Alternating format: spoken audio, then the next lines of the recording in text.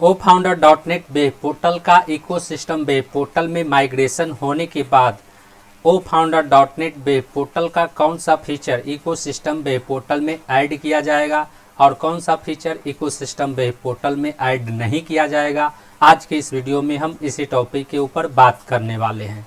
साथ ही हम बात करेंगे कि oFounder.net वेब पोर्टल का इकोसिस्टम वेब पोर्टल में माइग्रेशन होने के बाद फाउंडर्स और यूजर में क्या अंतर रह जाएगा। नमस्कार दोस्तों, मेरा नाम है मंटन शर्मा। तो जिन लोगों को मालूम नहीं है उन्हें मैं बताना चाहूँगा कि अभी जो ऑनपैसिव में माइग्रेशन की प्रक्रिया चल रही है उसमें oFounder.net वेब पोर्टल को इकोसिस्टम वेब पोर्टल में मूव किया जा रहा है और इसी प्रक्रिया को वेबसाइट माइग्रेशन कहते हैं। यानी जो फीचर और ऑप्शन को यूज करने के लिए उसे देखने के लिए फाउंडर oFounder.net वेब पोर्टल पर जाते थे, वह फीचर अब फाउंडर को इकोसिस्टम वेब पोर्टल में ही नजर आएगा, क्योंकि oFounder.net वेब पोर्टल को इकोसिस्टम वेब पोर्टल में मर्ज किया जा रहा है, माइग्रेशन किया जा रहा है। और oFounder.net वेब पोर्टल को इकोसिस्टम वेब पोर्टल में माइग्रेशन होने के बाद कुछ ऐसे फीचर हैं, कुछ ऐसे अनयूज फीचर हैं जिसे रिमूव कर दिया जाएगा। उस फीचर को इकोसिस्टम वेब पोर्टल में मूव नहीं किया जाएगा। जैसे oFounder.net वेब पोर्टल में एक पॉपअप नोटिफिकेशन का फीचर है और इकोसिस्टम वेब पोर्टल में भी एक पॉपअप नोटिफिकेशन का फीचर है। तो oFounder.net वेब पोर्टल में जो यह पॉपअप नोटिफिकेशन का फीचर है, उस फीचर को इकोसिस्टम में मूव नहीं किया जाएगा, क्योंकि इकोसिस्टम में ऑलरेडी पॉपअप नोटिफिकेशन का फीचर उपलब्ध है। इसके अलावा oFounder.net के अपडेट सेक्शन में फाउंडर लीडर द्वारा जो पोस्ट किया जाता है उस फीचर को इकोसिस्टम वेब पोर्टल में ऐड किया जाएगा। यानी इकोसिस्टम वेब पोर्टल में अपडेट वाले फीचर को ऐड किया जाएगा जिस पर फाउंडर लीडर द्वारा पोस्ट किया जाता है।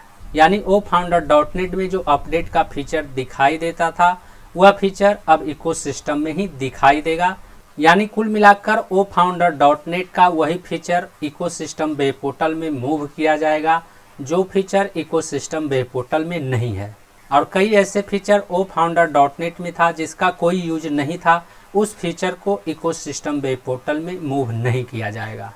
इतनी जानकारी मिलने के बाद अब कई लोगों के मन में एक सवाल उत्पन्न हो रहा होगा कि oFounder.net वेब पोर्टल का इकोसिस्टम वेब पोर्टल में मूव होने के बाद फाउंडर्स और यूजर में क्या अंतर रह जाएगा। तो उन्हें मैं बताना चाहूँगा कि जिस तरह से पहले फाउंडर द्वारा इकोसिस्टम में लॉगिन करने के बाद oFounder का फीचर दिखाई देता था, oFounder का आइकॉन दिखाई देता था, उसी तरह से माइग्रेशन होने के बाद जब फाउंडर द्वारा इकोसिस्टम में लॉगिन किया जाएगा तो oFounder.net का फीचर फाउंडर को दिखाई देगा, लेकिन जब यूजर द्वारा लॉगिन किया जाएगा तो यूजर को oFounder.net का फीचर दिखाई नहीं देगा। तो oFounder.net वेब पोर्टल का इकोसिस्टम वेब पोर्टल में माइग्रेशन होने के बाद जो बेनिफिट पहले फाउंडर्स को मिलता था वही बेनिफिट माइग्रेशन होने के बाद भी मिलेगा। जो अंतर फाउंडर्स और यूजर के बीच था वही अंतर माइग्रेशन होने के बाद भी रहेगा। यानी यूजर को वह फीचर नहीं मिलेगा जो फीचर फाउंडर को oFounder.net वेब पोर्टल में मिलता था। और यह सब मैं अपने अनुभव के आधार पर बता रहा हूं, ऑनपैसिव द्वारा इसकी जानकारी या इन्फॉर्मेशन नहीं दिया गया है। उम्मीद करता हूं इस वीडियो में दी गई जानकारी को आप अच्छी तरह से समझ गए होंगे। इस वीडियो से संबंधित यदि आपके मन में कोई सवाल है तो आप हमें नीचे कमेंट में पूछ सकते हैं।